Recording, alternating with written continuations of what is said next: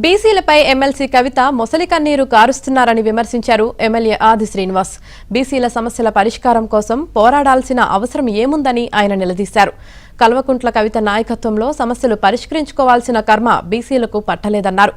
గత 10 ఏళ్లలో బీసీల గురించి పట్టించుకున్న పాపాన పోలేదన్నారు. బీసీ రిజర్వేషన్లపై కల్వకుంట్ల కవిత గారు తెగ ఆడావుడి చేస్తున్నారు.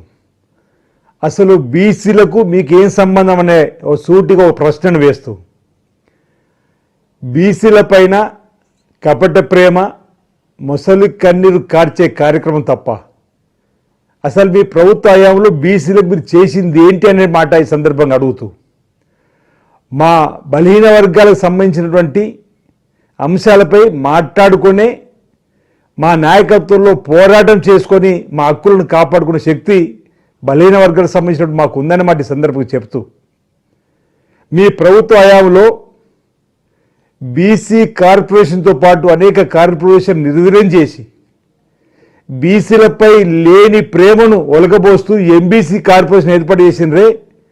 ఆ ఎంబీసీ కార్పొరేషన్ ద్వారా అనా పైసలన్నా చెల్లించి బీసీల పట్ల ఏమైనా న్యాయం చేశారని అడుగుతా ఉన్నాం.